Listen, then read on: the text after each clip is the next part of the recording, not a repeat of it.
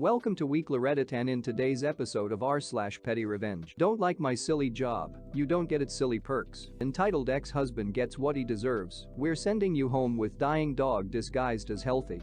Face the wrath of a cancer patient. You wanna kick me out of the house I paid to get into? Enjoy no utilities. Complain about something that has nothing to do with you? Allow me to correct it. Steal my Wi-Fi on your TV? I'm choosing what we're watching. Don't like my silly job? You don't get its silly perks. Oh, I work in technical theater as an assistant stage manager. There are a couple of theaters in the area, but the tech community is rather small, so we all know each other. I work for a smaller theater, but I know a few people who work at the largest theater that hosts the traveling Broadway shows. These shows are really popular and hard to get tickets for if you aren't a season ticket holder, and season tickets can run about $1,000 per seat for 7 shows. Tickets are normally about $150 for an individual show, but can go up significantly if they know the show is going to be popular. The husband of one of the directors that I work with is on the board of the theater and sometimes can score good seats at a discounted rate. This season, Aladdin is coming to town, a show my future mother-in-law has been dying to see. She asked me if I could possibly get her and a friend a seat so they could go see it. I called in a favor with my director, and she managed to get 2 prime seats. Since her husband is on the board, she gets a discount, so the tickets ended up only being $75 for the 2 seats. I reserved them in my name with the understanding that FMIL will pay for the tickets. Fast forward a couple of weeks, and FMIL invites me and my fiancé over for dinner. Dinner goes well and I end up in a conversation with FMIL and FSIL about housework. FSIL is a teacher and she is married to an accountant, so she said that her and her husband try to split the chores 50-50. FMIL thought that was fine and asked how fiancé and I would do it. We don't currently live together. I said probably the same, 50-50. FSIL agreed, but FMIL gave me the stink eye. I asked if there was something wrong, and she said, well, fiancé works full-time and you don't, so I don't see how that's fair. I told her that I do work full-time, just not at a 9-5 like fiancé. FMIL then laughed at me and said what I did wasn't real work and that it was just a silly side gig and that maybe if I got a real job, I would know what it is like to really work. Then she changed the subject. This pissed me off because I am very proud of the work I do. It may not be a 9-to-5, but I love my job. It is my dream job and I do make enough to cover my expenses. It actually takes a certain amount of skill to properly stage manage a full-scale production. So, enter pettiness. I called up the box office for the large theater and told them to cancel the tickets. They were in my name, so they gladly canceled them. I then texted FMIL and told her if she thinks my job isn't real, then the side perks aren't real, so the tickets were cancelled. I then shut off my phone. Next day when I turn on my phone, I see several missed calls and about a dozen texts from FMIL. She is fuming because her friend is coming into town specifically to see this play. I called back and told her she might still be able to get seats if she called the box office. She ended up getting seats, but they cost her $150 each, and they weren't as good. Hopefully she's learned not to insult someone and still expect to benefit from them. Sorry for any typos. I'm on mobile at work. Posted to Am I the asshole?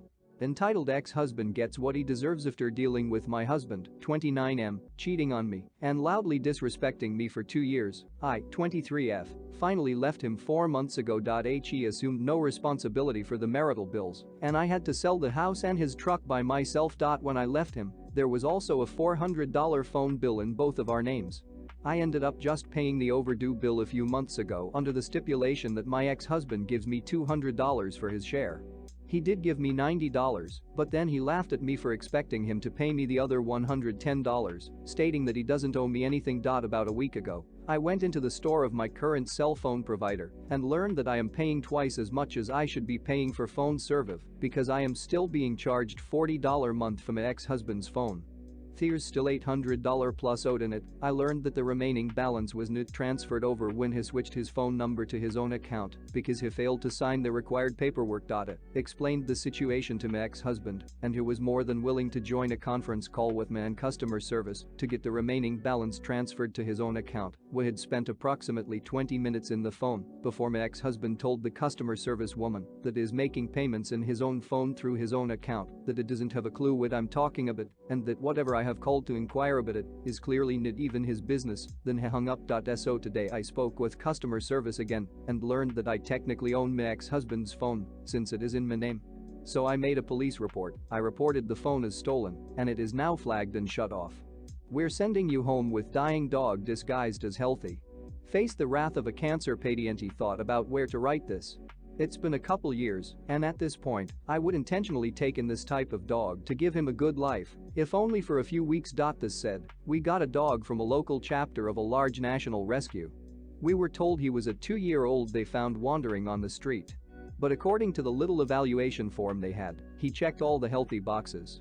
We raised some concerns which they said were normal. Long story short, he suffered a series of grand mal seizures and died a month after he came home. He was an elderly dog with cancer, and the vet who examined him pointed out all the things their vet would have identified indicating his senior status. The seizures also would have been observable before they sold him. Even if someone was totally open to giving him end-of-life love, they hid his condition, leading to a lot of suffering. He really didn't have to die that way. This is where I come in. At this time, I'm a cancer patient with rage issues and no good outlet. Until this moment. I decide not only are we going to yell at the staff and get our money back, I am, in my bald, pale, cancer-looking state, going to go scream at them, because who is going to strike back at me? I read them the riot act. I'd be lying if I said I didn't throw in occasional signs of the cancer getting to me for dramatics.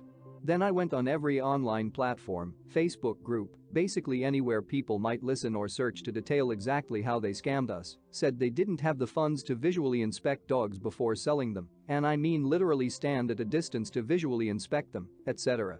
I went into great detail about the way he suffered because they lied. So everybody involved thought the right thing to do was to try to treat him instead of making him comfortable so he could pass peacefully. They never took responsibility or admitted guilt.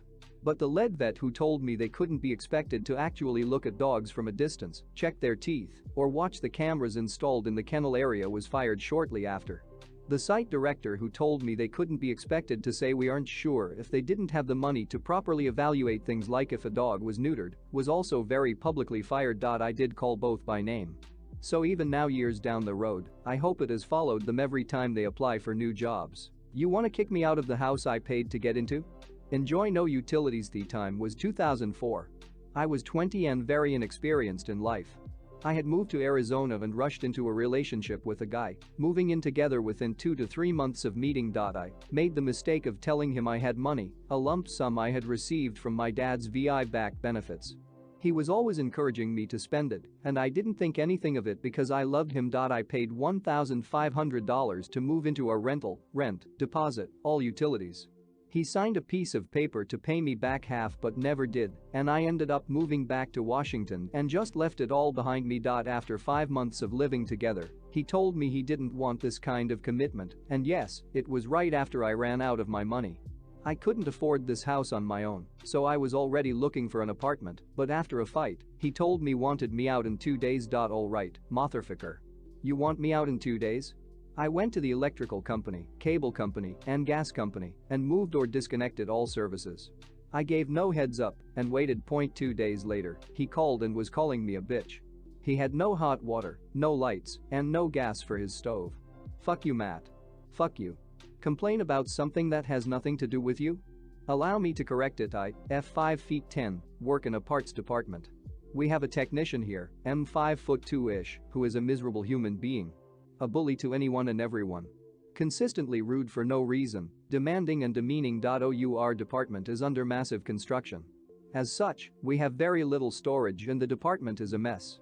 No trip hazard, but cluttered.